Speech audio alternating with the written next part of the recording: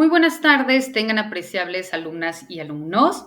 Es un placer en esta ocasión para su servidora poder disertar nuestra segunda cápsula informativa, en donde abordaremos propiamente el tema litigio. Y cuando hablamos de litigio, vemos que primeramente tenemos que partir acerca de qué significa. Al hablar de litigio, hablamos de una litis, de un conflicto de intereses. Este conflicto se va a desencadenar entre dos o más personas o personas entendidas como sujetos en lo individual o también como personas morales o colectivas. Cuando hablamos también de un litigio, vemos que el litigio, si bien es cierto, puede ser definido como este conflicto de intereses que va a ser caracterizado por la pretensión de un sujeto y también luego entonces por la resistencia del otro. Es decir, hay un conflicto de intereses porque uno exige una reparación o exige en un momento dado al Estado que intervenga para que aplique el derecho y para que le restituyan su bien jurídico tutelado. Al hablar del bien jurídico tutelado, hablamos luego entonces del derecho que en un momento dado le fue vulnerado por la parte contraria y la parte contraria pues se niega a poder llegar a un acuerdo, ¿verdad? Entonces estamos hablando pues de esta forma de integrar o de reconocer la litis, ¿no? O el litigio. Cuando nosotros también estamos haciendo referencia al litigio, pues también tenemos que emanar de un proceso. ¿Qué es un proceso? Porque al hablar de una litis es un conflicto de intereses que hay entre dos personas que acuden ante una autoridad jurisdiccional, es decir, ante las instancias encargadas de impartir justicia para que sea, repito, una autoridad quien conozca del asunto, luego entonces aplique el derecho y dirima la litis, es decir, resuelva y las partes pues sean conformes. Luego entonces, repito, emana de un proceso y el proceso, según Carleluti, nos dice que es aquella operación mediante la cual se obtiene la composición del litigio, es decir, a través de la demanda, la presentación de la demanda, la presentación de la contestación de la demanda, la interposición de los medios probatorios, los alegatos, hasta que por última instancia pues, el juez o la autoridad emita una sentencia y determine a quién le existe el derecho.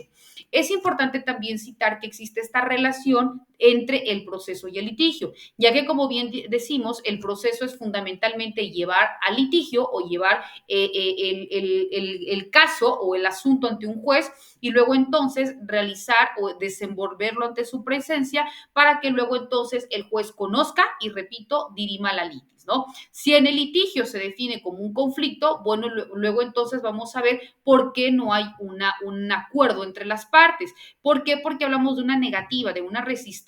Y la resistencia es esta falta de aceptación o subordinación de interés propio al interés que reclama la parte contraria. Luego entonces existe un elemento importante que es la pretensión.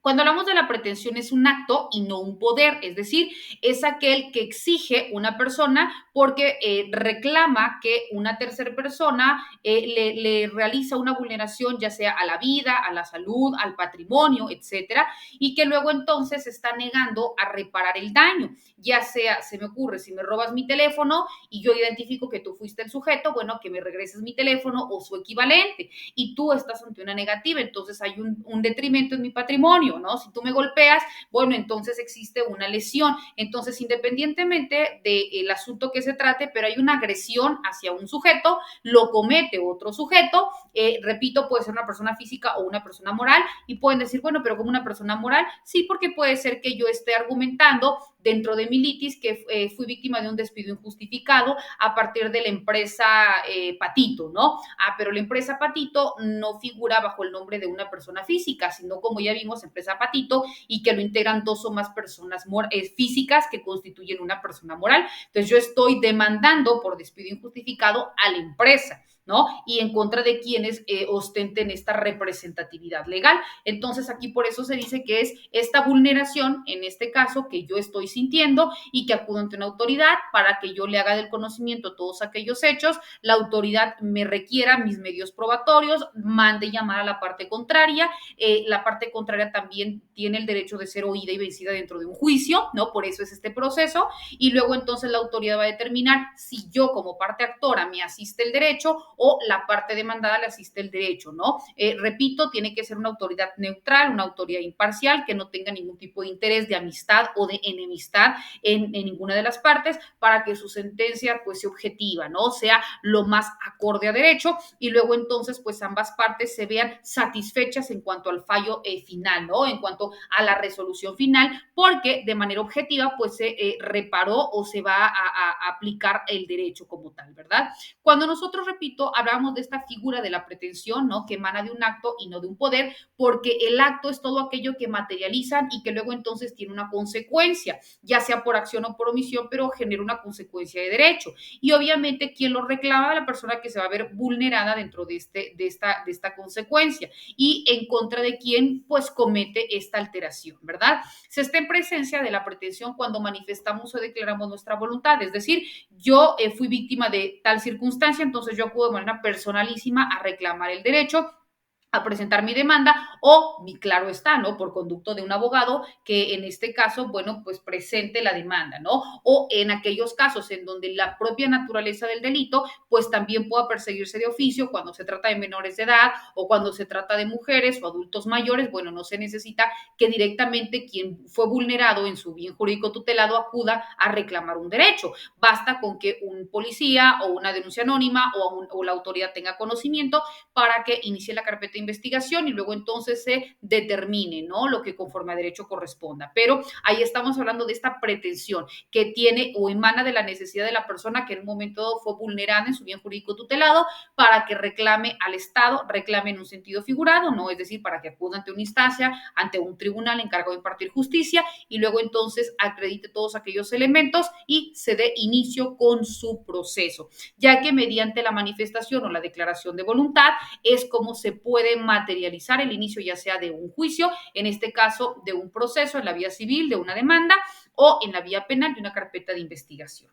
Cuando nosotros también, repito, estamos hablando de esta forma, ¿no? De litis, vemos que también es importante que nosotros identifiquemos que el litigio es, como ya comentábamos, ¿no? Este conflicto de intereses donde existe la pretensión por una parte y la resistencia por la otra parte. Para que un conflicto sea verdaderamente un litigio, es necesario que una de las partes exija que la otra sacrifique sus intereses al de ella, es decir, reconozca que vulneró el bien de otra parte, y la segunda, en este caso, diga: yo no lo voy a hacer, o yo no fui, o yo no voy a responder, ¿verdad? Entonces, ante alguien que exige una reparación del daño o que le fue vulnerado su derecho, y otra que se niega a acatar las pretensiones de la parte contraria, pues se materializa la litis.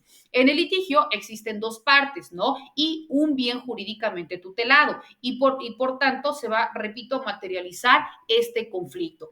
Dentro de los elementos del litigio, ahora vamos ya a especificar, dentro de materia penal, vemos que existe la pretensión punitiva del Estado, que es aquel en donde se va a acudir o es aquel que tiene la forma de poder ejercer los medios de los órganos para poder dirimir la litis, y la resistencia del procesado o de la defensa, ¿no? Cuando hablamos luego entonces en materia civil, bueno, repito, la autoridad encargada de impartir justicia, las partes dentro del conflicto y un mismo hecho, para que luego entonces se dé inicio al proceso de investigación. Bueno, vemos, apreciables alumnas y alumnos, que estos y otros temas son también los que de manera muy puntual vamos a continuar disertando, tanto en nuestras subsecuentes cápsulas informativas, así como también dentro de nuestras sesiones virtuales, quedando como siempre a sus apreciables órdenes ante cualquier duda, comentario o aportación. Les deseo el mayor de los éxitos. Hasta luego.